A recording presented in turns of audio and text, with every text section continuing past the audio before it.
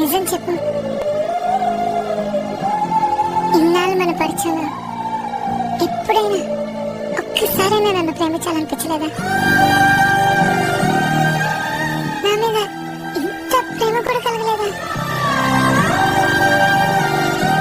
వీరందరూ కాదు, దేన్నైనా ఈజీగా తీసుకోగలను అనుకుంటున్నావు కదా,